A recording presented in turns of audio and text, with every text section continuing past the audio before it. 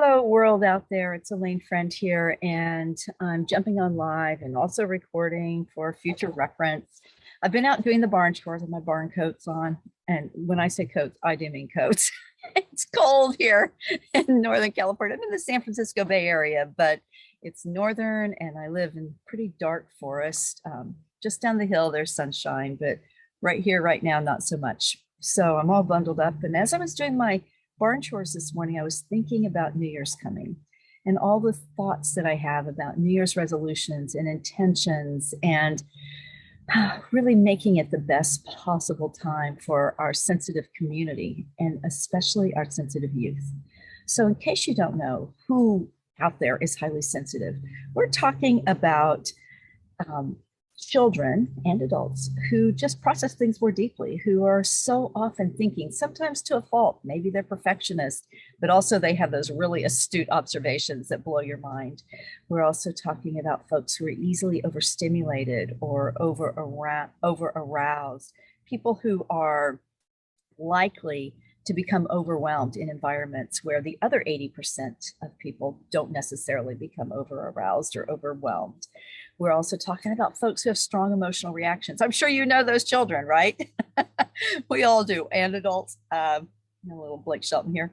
So, and then finally, these are children and adults who sense the subtleties, who notice the little things. So maybe you can hear the creek that's just crazily going by my deck right now and actually has water in it. And maybe you can smell the smells of the damp forest if you have one where you are. And probably you'll notice little Banjo back there and be distracted by him. So those are the four characteristics of highly sensitive youth and adults.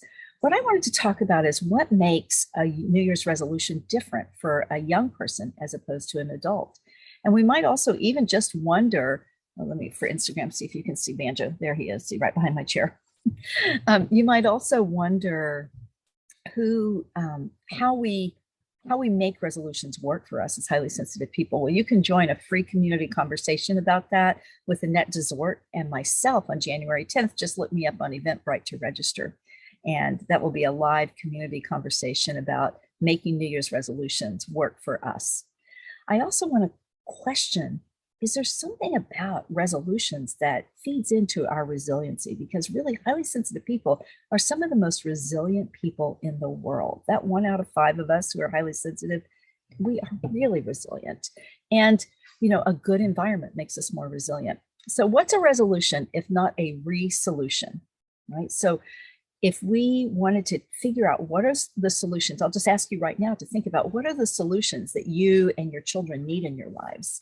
And how do you recommit to them, resolve to keep your solutions in the front of your mind, in the front of your life, and at the top of your list? That to me is what a resolution is. Now, if your young people, children and teens especially, come into this conversation with a New Year's resolution, or if you would like to bring it to them, how should it be different? So what are your New Year's resolutions, adults? What pops into your mind? Thank you, Banjo. Banjo, leave it. I'm talking on recording. He's a highly sensitive dog, but he doesn't speak English, so he might be joining us even more. So how do we bring what are your New Year's resolutions? For example, maybe you want to lose weight or exercise more or meditate more or walk more or what? Make more money, have a beautiful vacation, take more time off, retreat. Maybe you want to take that one day every week where you completely get off the grid and disengage from all the devices and all the outside people in your life and just really turn inward to your family or even just yourself. We have big New Year's resolutions. We want to change our lives, right? I mean, I know I do. But I think, I celebrate a lot of different New Years in my life. And a birthday, for example, is a new year and an opportunity to set new intentions. What are your other ones? Do you celebrate a pagan New Year or a Jewish New Year? Are there other New Years that you acknowledge? Winter solstice, perhaps.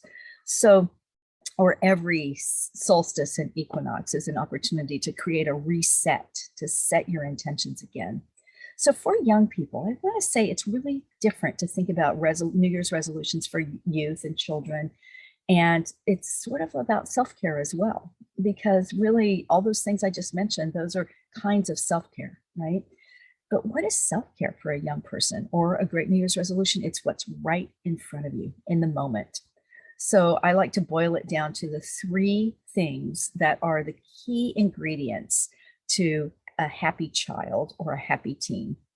And they are so ridiculously simple. You know what they are. Here they are. One, nutrition. So more protein is an example that I often recommend for sensitive children to help them be more grounded, less sugar, get rid of the caffeine, whatever it is, whatever you and your pediatrician or your holistic healthcare practitioner or your mother, that scared me, whatever it is that's healthy nutrition for your family and your child. Two, more movement. Well, that's true for all humans. So whatever that is, that's more movement for you, then that's what you really need to do. I'm adjusting my phone for a moment. Hang on. There we go. Because you could probably see I'm distracted by things coming in, overstimulated, right? And three, so nutrition, movement, and three is sleep. It's the only time our brains truly rest. It really is. It's so important. Restful sleep. Are our children getting enough? All children, even teens, need between 10 and 12 hours a night. And depending on how much they're growing and their different ages, it might be a different amount. But the pediatric researchers, sleep scientists, they all agree that we're looking at 10 to 12 hours. So even for a teen, don't think for a moment that 8 hours is enough. So how do they catch up? For a highly sensitive person, our brains keep working even at rest. So we need a lot of rest for them to finally come down and settle. So a lot more time with our eyes closed, even if we're not sleeping, and more time sleeping. So those would be the top three resolutions I would make for children and youth in my families that I support. So how do you do it? How do you even talk to them about it? Well, maybe you start talking, you use this weekend before school starts back up, if you're looking at this time, or anytime you're going to create a reset or a new year, start talking about what makes you feel better and what do you notice makes your child feel better. What makes them feel strong and calm and energetic to do their sport or to run up the hill faster? What makes them draw better or think better or read better? What are the things that make their minds more clear? Well, I can guarantee you that they have to do with nutrition, movement, and sleep. Finding the perfect recipe for your child and your family and yourself is what is going to make everyone live a better life. So parents, this is the next level of New Year's resolutions I think is really, really important, that we set some for ourselves in parenting our children. So, my child will be 21 in January. So my New Year's resolution might have to be to step back even more and to be more accepting of him, but to still tell him my values and how important they are to me and what is important to me. So what would be important? What would make your child? I was just working with a family this week with a youngster who is having a hard time at school because everything's indoors and it's noisy in the classroom for 3, 4, 5, 6-year-olds. It's just really difficult to spend so much time indoors with a rowdy group of children. And especially for sensitive children who we know flourish more in nature and with movement and also lots of quiet rest. So the perfect solution, and I recommend this for all children, is to get to school 20 to 30 minutes early. It might be harder on you. You might have to really change how your family functions in the morning. But if you can get your child to school and get them outdoors moving around, or maybe even having some quiet playtime in the classroom if the teacher is amenable to that, that will make a huge difference on how they experience the morning. So how can you reset and recommit to a solution to have your child have a successful morning at school, especially the sensitive children? Get to school 20 or 30 minutes early. Often I say park a few blocks away if you're driving to school. If you live close enough to bike to school, even when it's cold, maybe not when it's precipitating, maybe Here's my fantasy. You live where there's not really drought and there's a lot of snow and you can snowshoe or cross country ski to school. That would be awesome.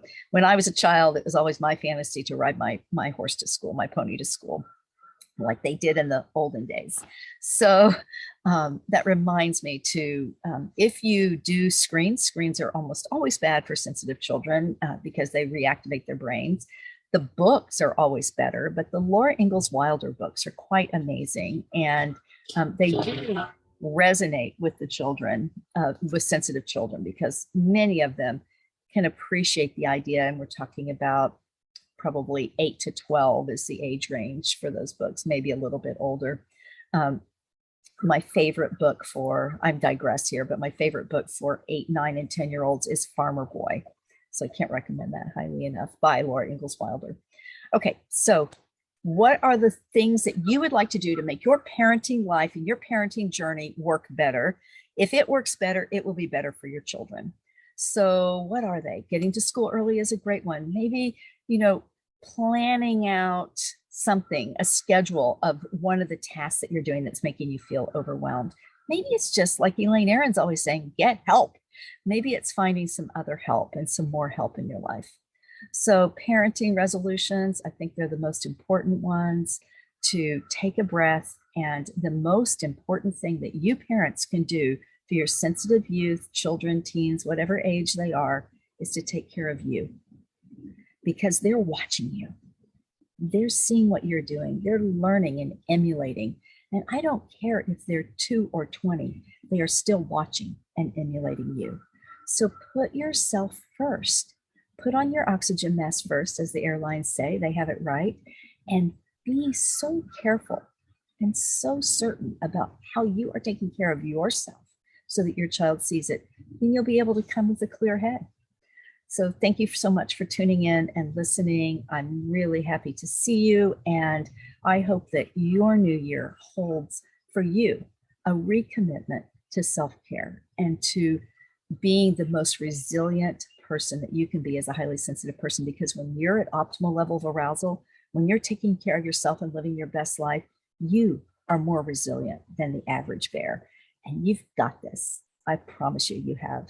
So many, many blessings. My heart to yours, my sensitive community. Can't wait to see you at all the January events. Take care and bye.